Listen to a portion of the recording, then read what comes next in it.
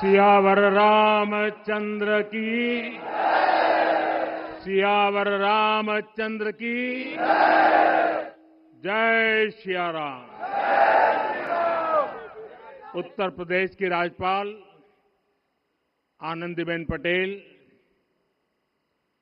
राष्ट्रीय स्वयंसेवक संघ के परम पूजनीय सरसंघ चालक डॉक्टर मोहन भागवत जी, उत्तर प्रदेश के मुख्यमंत्री योगी आदित्यनाथ जी, श्री राम जन्मभूमि तीर्थ क्षेत्र ट्रस्ट के अध्यक्ष पूज्य महंत नृत्य गोपाल दास जी, पूज्य संत समाज, यहां पधारे सभी भक्तगण, देश और दुनिया से इस ऐतिहासिक पल के साक्षी बन रहे कोटि कोटि राम भक्त, देवी और सज्जनों, आज अयोध्या नगरी भारत की सांस्कृतिक चेतना के एक और उत्कर्ष बिंदु की साक्षी बन रही है। आज संपूर्ण भारत, संपूर्ण विश्व राममय है।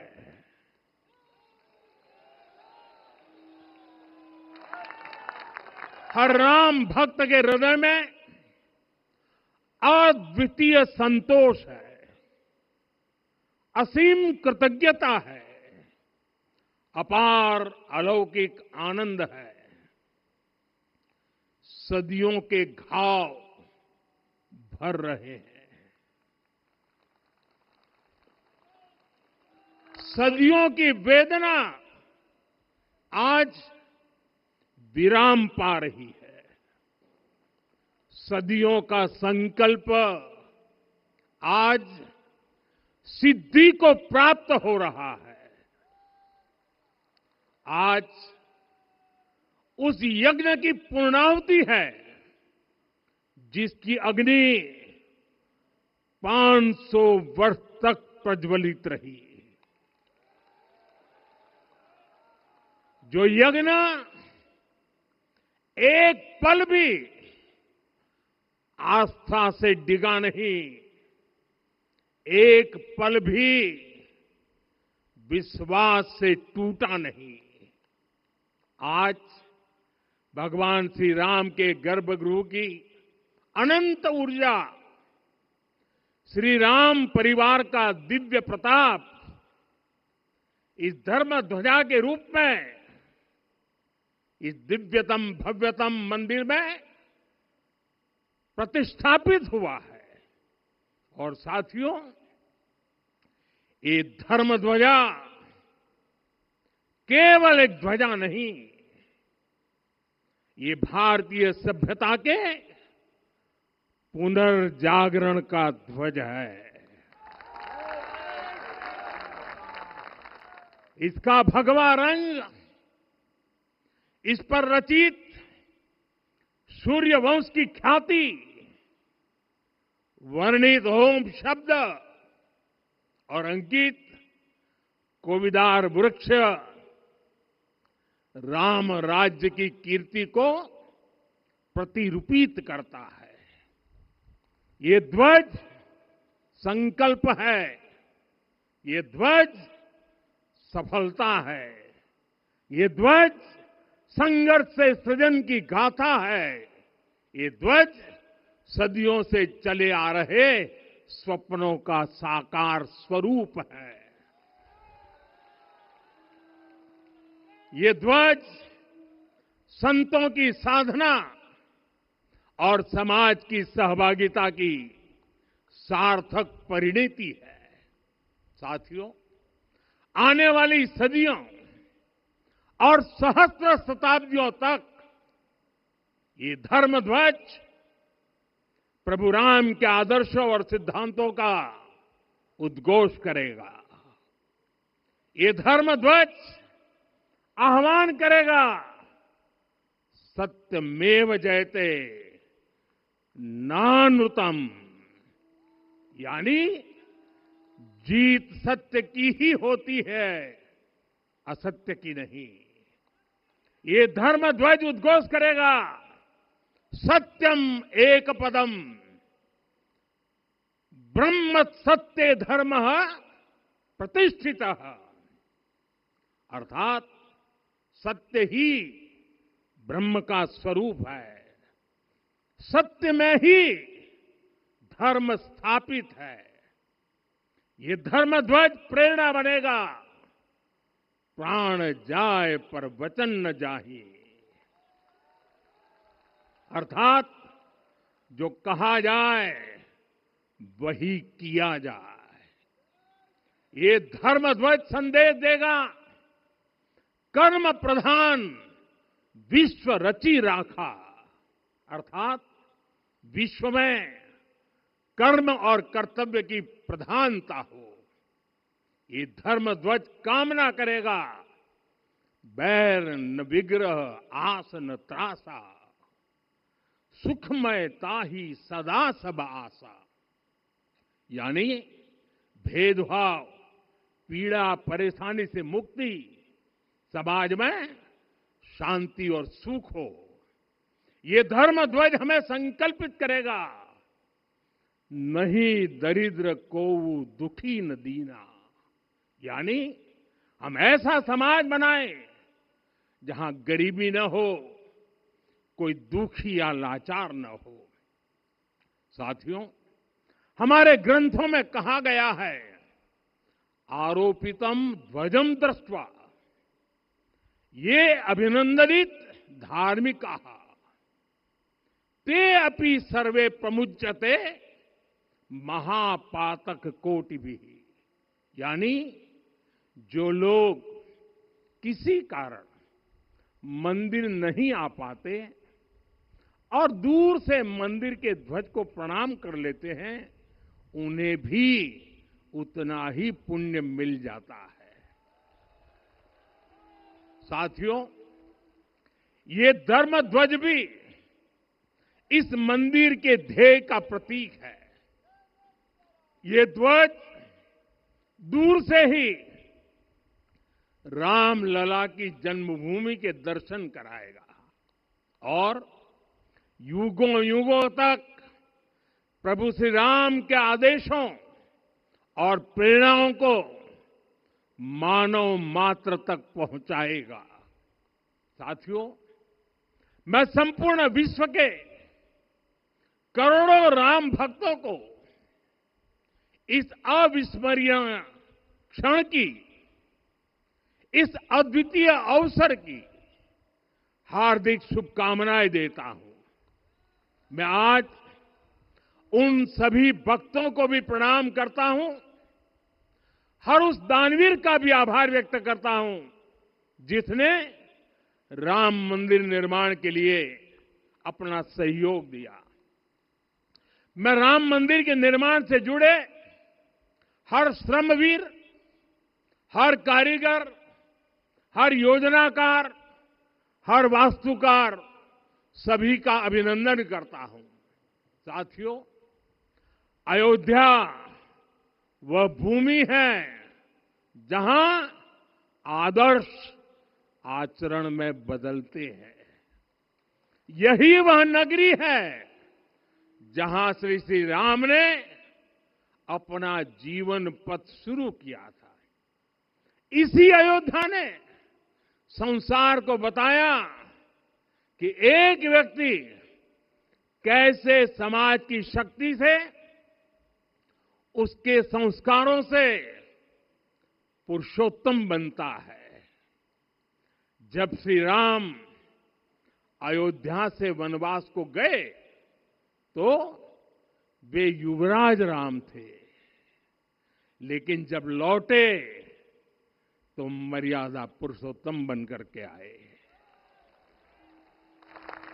और उनके मर्यादा पुरुषोत्तम बनने में महर्षि वशिष्ठ का ज्ञान, महर्षि विश्वामित्र की दीक्षा, महर्षि अगस्त्य का मार्गदर्शन, निषाद राज की मित्रता, मां शबरी की ममता, भक्त हनुमान का समर्पण, इन सब की अनगिनत ऐसे लोगों की महत्वपूर्ण भूमिका रही है। साथियों, विकसित भारत बनाने के लिए भी समाज की इसी सामूहिक शक्ति की आवश्यकता है। मुझे बहुत खुशी है कि राम मंदिर का दिव्य प्रांगण भारत के सामूहिक सामर्थ्य की भी चेतना स्थली बन रहा है।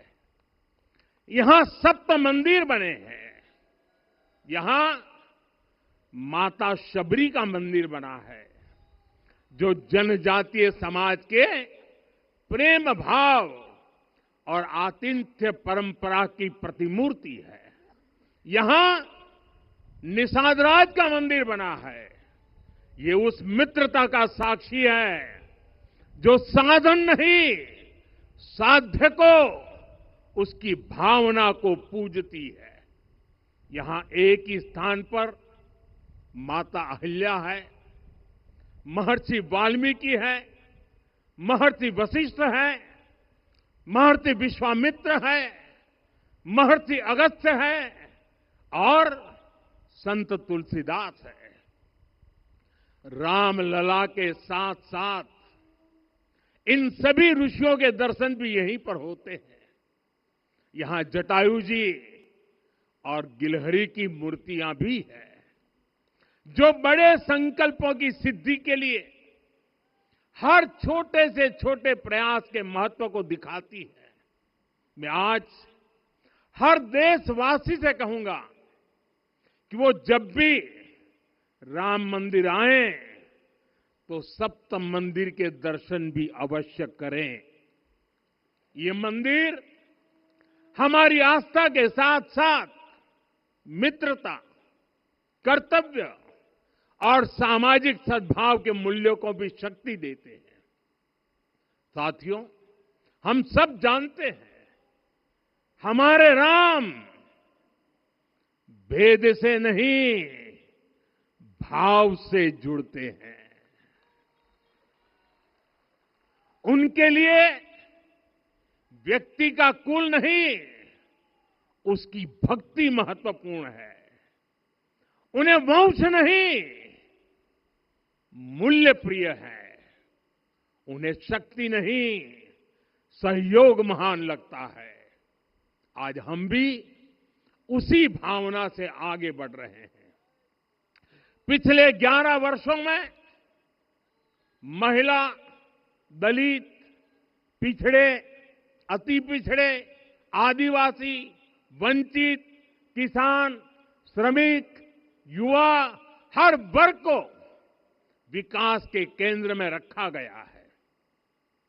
जब देश का हर व्यक्ति, हर वर्ग, हर क्षेत्र सशक्त होगा, तब संकल्प की सिद्धि में सबका प्रयास लगेगा और सबके प्रयास से ही 2047 जब देश आजादी के 100 साल मनाएगा, हमें 2047 तक विकसित भारत का निर्माण करना ही होगा। साथियों, रामलला की प्राण प्रतिष्ठा के ऐतिहासिक अवसर पर मैंने राम से राष्ट्र के संकल्प की चर्चा की थी। मैंने कहा था कि हमें आने वाले 1000 वर्षों के लिए भारत की नींव मजबूत करनी है। हमें याद रखना है, जो सिर्फ वर्तमान का सोचते हैं वो आने वाली पीढ़ियों के साथ अन्याय करते हैं। हमें वर्तमान के साथ साथ भावी पीढ़ियों के बारे में भी सोचना है, क्योंकि हम जब नहीं थे ये देश तब भी था, जब हम नहीं रहेंगे ये देश तब भी रहेगा। हम एक जीवंत समाज है, हमें दूरदृष्टि के साथ ही काम करना होगा। हमें आने वाले दशकों, आने वाली सदियों को ध्यान में रखना ही होगा। और साथियों, इसके लिए भी हमें प्रभु राम से सीखना होगा। हमें उनके व्यक्तित्व को समझना होगा। हमें उनके व्यवहार को आत्मसात करना होगा। हमें याद रखना होगा, राम यानी आदर्श, राम यानी मर्यादा, राम यानी जीवन का सर्वोच्च चरित्र, राम यानी सत्य और पराक्रम का संगम। दिव्य गुणे शक्र समो रामः सत्य पराक्रमः। राम यानी धर्म पथ पर चलने वाला व्यक्तित्व। रामः सत्पुरुषो लोके सत्यः सत्यपरायणः। राम यानी जनता के सुख को सर्वोपरि रखना, प्रजा सुखत्वे चंद्रस्य। राम यानी धर्म और क्षमा का दरिया। वसुधाया क्षमा गुणे है। राम यानी ज्ञान और विवेक की पराकाष्ठा। बुद्ध या बृहस्पति तुल्य। राम यानी कोमलता में दृढ़ता। मृदु पूर्वज भाषते। राम यानी कृतज्ञता का सर्वोच्च उदाहरण। कदाचन नोपकारेण कृति नैकेन तुष्यति। राम यानी श्रेष्ठ संगति का चयन। शीला वृद्धे ज्ञान वृद्धे वयोवृद्धे च सज्जनै। राम यानी विनम्रता में महाबल। वीर्यवान च वीर्येण महता स्वेन विस्मितः। राम यानी सत्य का अडिग संकल्प। न च अनुत्र कथो विद्वान। राम यानी जागरूक, अनुशासित और निष्कपट मन। निस्तिंद्र अपम्रत च स्वदोष परदोषवित। साथियों, राम सिर्फ एक व्यक्ति नहीं, राम एक मूल्य है, एक मर्यादा है, एक दिशा है। अगर भारत को साल 2047 तक विकसित बनाना है, अगर समाज को सामर्थ्यवान बनाना है, तो हमें अपने भीतर राम को जगाना होगा। हमें अपने भीतर के राम की प्राण प्रतिष्ठा करनी होगी। और इस संकल्प के लिए आज से बेहतर दिन और क्या हो सकता है। साथियों, 25 नवंबर का यह ऐतिहासिक दिन अपनी विरासत पर गर्व का एक और अद्भुत क्षण लेकर आया है। इसकी वजह है धर्म ध्वजा पर अंकित कोविदार वृक्ष। ये कोविदार वृक्ष इस बात का उदाहरण है कि जब हम अपनी जड़ों से कट जाते हैं तो हमारा वैभव इतिहास के पन्नों में दब जाता है। साथियों, जब भरत अपनी सेना के साथ चित्रकूट पहुंचे तो लक्ष्मण ने दूर से ही अयोध्या की सेना को पहचान लिया। ये कैसे हुआ, इसका वर्णन वाल्मीकि जी ने किया है। और वाल्मीकि जी ने क्या वर्णन किया है? उन्होंने कहा है, विराजित उद्गत स्कंधम कोविदार ध्वज रथे। लक्ष्मण कहते हैं, राम, सामने जो तेजस्वी प्रकाश में विशाल वृक्ष जैसा ध्वज दिखाई दे रहा है, वही अयोध्या की सेना का ध्वज है। उस पर कोविदार का शुभ चिन्ह अंकित है। साथियों, आज जब राम मंदिर के प्रांगण में कोविदार फिर से प्रतिष्ठित हो रहा है, यह केवल एक वृक्ष की वापसी नहीं है, यह हमारी स्मृति की वापसी है, हमारी अस्मिता का पुनर्जागरण है, हमारी स्वाभिमानी सभ्यता का पुनः उद्घोष है। कोविदार वृक्ष हमें याद दिलाता है कि जब हम अपनी पहचान भूलते हैं तो हम स्वयं को खो देते हैं, और जब पहचान लौटती है तो राष्ट्र का आत्मविश्वास भी लौट आता है। और इसलिए मैं कहता हूं, देश को आगे बढ़ना है तो अपनी विरासत पर गर्व करना होगा। साथियों, अपनी विरासत पर गर्व के साथ साथ एक और बात भी महत्वपूर्ण है, और वो है गुलामी की मानसिकता से पूरी तरह मुक्ति। आज से 190 साल पहले 190 साल पहले साल 1835 में 1835 में मैकाले नाम के एक अंग्रेज ने भारत को अपनी जड़ों से उखाड़ने के बीज बोए थे। मैकाले ने भारत में मानसिक गुलामी की नींव रखी थी। 10 साल बाद यानी 2035 में उस अपवित्र घटना को 200 वर्ष पूरे हो रहे हैं। कुछ दिन पहले मैंने एक कार्यक्रम में आग्रह किया था कि हमें आने वाले 10 वर्षों तक उस 10 वर्षों का लक्ष्य लेकर चलना है कि भारत को गुलामी की मानसिकता से मुक्त करके रहेंगे। साथियों, सबसे बड़ा दुर्भाग्य यह है कि मैकाले ने जो कुछ सोचा था उसका प्रभाव कहीं व्यापक हुआ। हमें आजादी मिली, लेकिन हीन भावना से मुक्ति नहीं मिली। हमारे यहां एक विकार आ गया कि विदेश की हर चीज, हर व्यवस्था अच्छी है और जो हमारी अपनी चीजें हैं उनमें खोट ही खोट है। साथियों, गुलामी की यही मानसिकता है जिसने लगातार यह स्थापित किया। हमने विदेशों से लोकतंत्र लिया।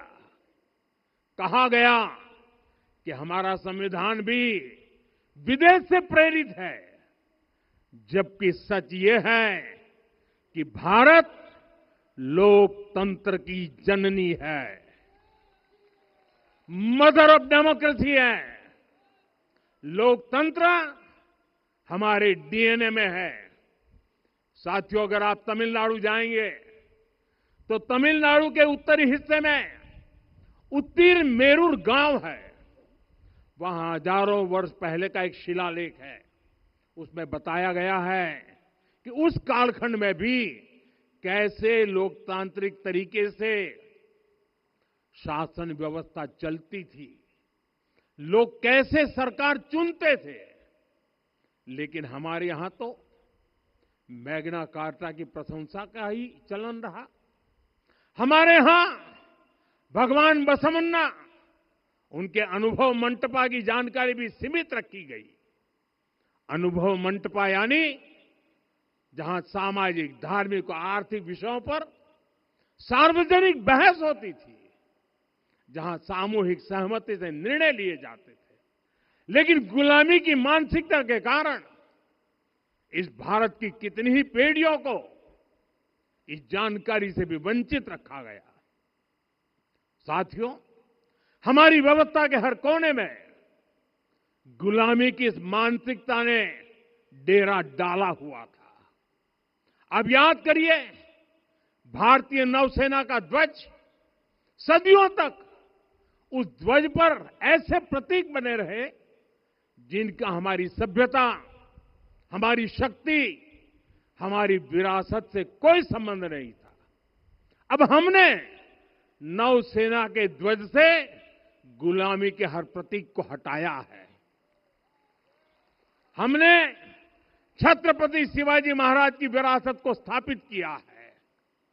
और ये सिर्फ एक डिजाइन में बदलाव नहीं हुआ, ये मानसिकता बदलने का क्षण था। ये वो घोषणा थी कि भारत अब अपनी शक्ति अपने प्रतीकों से परिभाषित करेगा, न कि किसी और की विरासत से। और साथियों, यही परिवर्तन आज अयोध्या में भी दिख रहा है। साथियों, ये गुलामी की मानसिकता ही है जिसने इतने वर्षों तक रामत्व को नकारा है। भगवान राम अपने आप में एक वैल्यू सिस्टम है। ओरछा के राजा राम से लेकर रामेश्वरम के भक्त राम तक और शबरी के प्रभु राम से लेकर मिथिला के पाहुन राम जी तक भारत के हर घर में, हर भारतीय के मन में और भारतवर्ष के हर कण कण में राम है। लेकिन गुलामी की मानसिकता इतनी हावी हो गई कि प्रभु राम को भी काल्पनिक घोषित किया जाने लगा।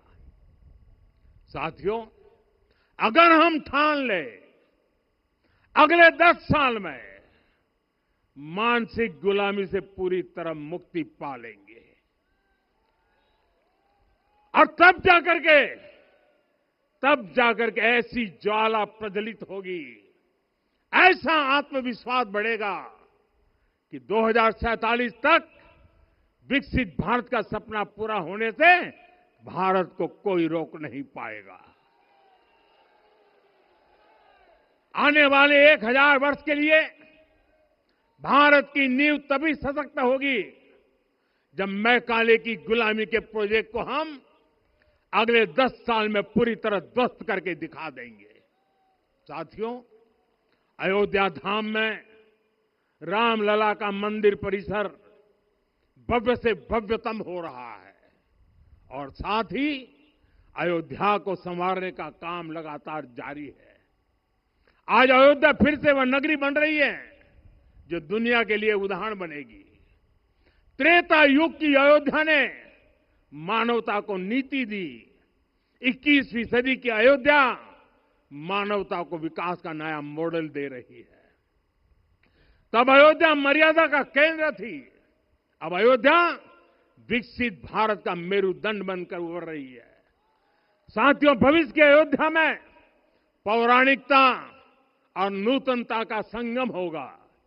सरयू जी की अमृत धारा और विकास की धारा एक साथ बहेगी। यहां आध्यात्म और आर्टिफिशियल इंटेलिजेंस दोनों का तालमेल दिखेगा। राम पथ, भक्ति पथ और जन्मभूमि पथ से नई अयोध्या के दर्शन होते हैं। अयोध्या में भव्य एयरपोर्ट है। अयोध्या में आज शानदार रेलवे स्टेशन है। वंदे भारत और अमृत भारत एक्सप्रेस जैसी ट्रेनें अयोध्या को बाकी देश से जोड़ रही हैं। अयोध्या वासियों को सुविधाएं मिले, उनके जीवन में समृद्धि आए, इसके लिए निरंतर काम चल रहा है। साथियों, जब से प्राण प्रतिष्ठा हुई है तब से लेकर आज तक करीब करीब 45 करोड़ श्रद्धालु यहां दर्शन के लिए आ चुके हैं। ये वो पवित्र भूमि है जहां 45 करोड़ लोगों के चरण रज पड़े हैं और इससे अयोध्या और आसपास के लोगों की आय में आर्थिक परिवर्तन आया है, वृद्धि हुई है।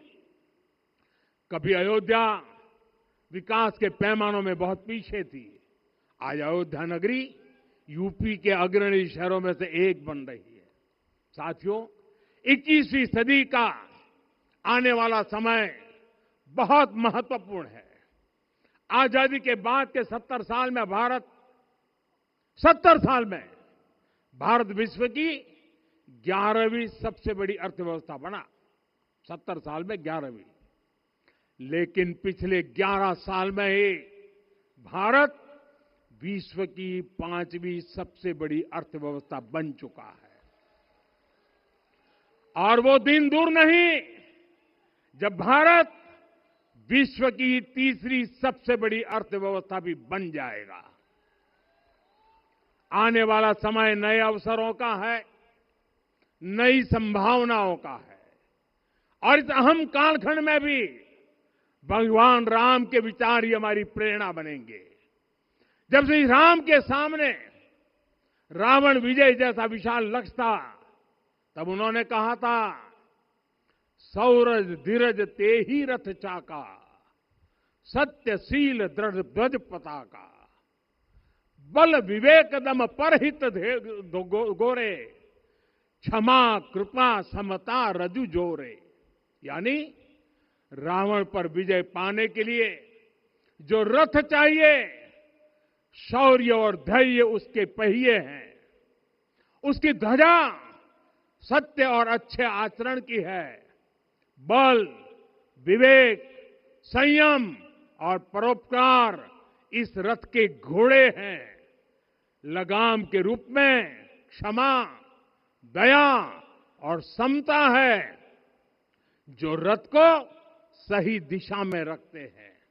साथियों, विकसित भारत की यात्रा को गति देने के लिए ऐसा ही रथ चाहिए, ऐसा रथ जिसके पहिए शौर्य और धैर्य हो, यानी चुनौतियों से टकराने का साहस भी हो और परिणाम आने तक दृढ़ता से डटे रहने का धैर्य भी हो। ऐसा रथ जिसकी ध्वजा सत्य और सर्वोच्च आचरण हो, यानी नीति, नियत और नैतिकता से समझौता कभी न हो। ऐसा रथ जिसके घोड़े बल, विवेक, संयम और परोपकार हो, यानी शक्ति भी हो, बुद्धि भी हो, अनुशासन भी हो और दूसरों के हित का भाव भी हो।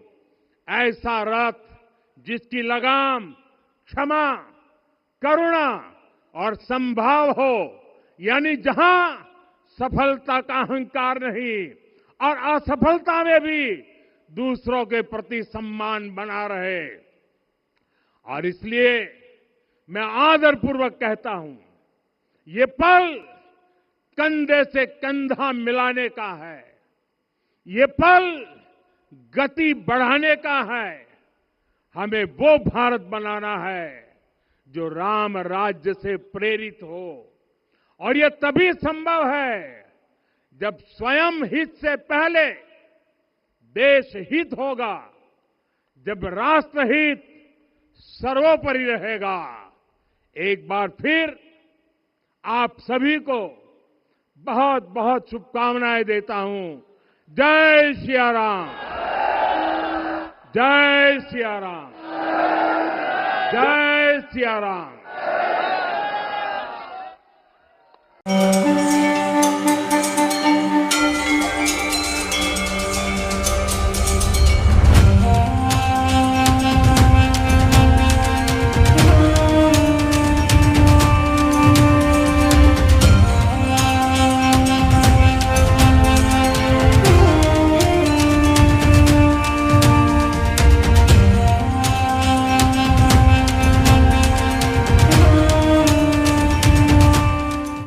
लगातार साथ रहे। सुतबित नारी भवन परिवारा, हो ही जाहि जग बारहि बारा। भगवान श्री राम ने कहा कि अस विचारे जिये जागहु ताता, मिलई न जगत सहोदर भ्राता। अब सीधी तस्वीरें आपको मिल रही हैं। प्रधानमंत्री नरेंद्र मोदी पहुंच चुके हैं।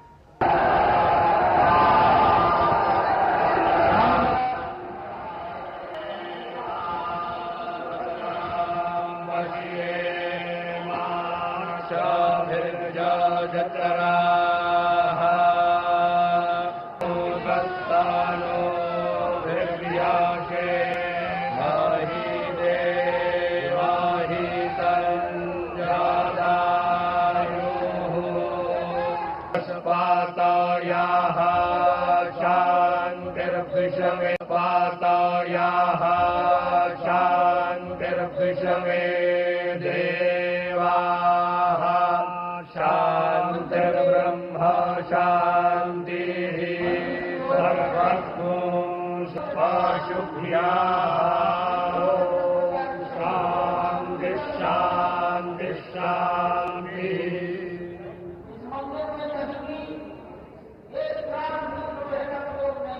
स्वस्ति नस्तार्क्ष्यो अरिष्टानेमिः स्वस्ति नो बृहस्पतिर्दधातु। स्निमातारः शोभञ्जावानो वेदथे खो जगमायाः अग्ने जिह्वा मानवाः सूरचक्षसो विषवेनो हरिः ॐ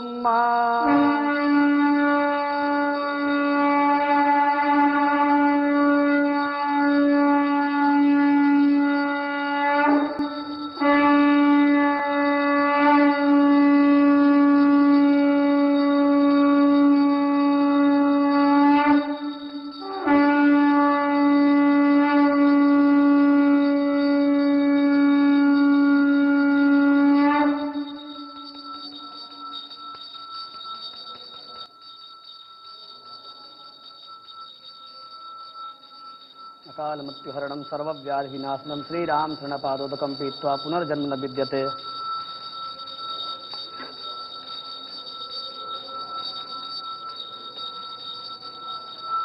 अकाल मृत्युहरणं सर्वव्याधिविनाशनं श्रीराम शरणपादोदकं पीत्वा पुनर्जन्म न विद्यते।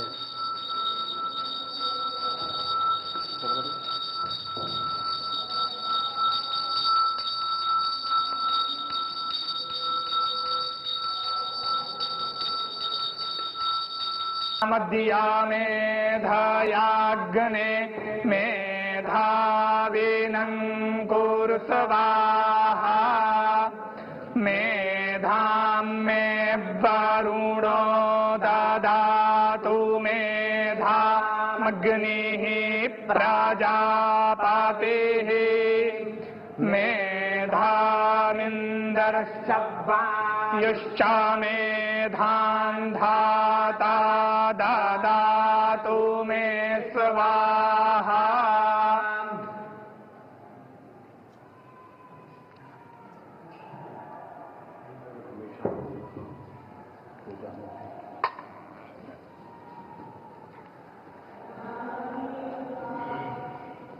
जो भगवान श्री राम लला के मंदिर के शिखर पर दंड है, उसमें धर्मध्वज की प्रतिस्थापना की जाएगी। सीधी तस्वीरें आप देख रहे हैं श्री अयोध्या धाम से। इस महत् अवसर पर साक्षी बनने के लिए स्वयं प्रधानमंत्री नरेंद्र मोदी देश का प्रतिनिधित्व कर रहे हैं। स्वयं वहाँ के स्थानीय लोगों का ये तस्वीरें, पहली तस्वीर आपकी स्क्रीन पर।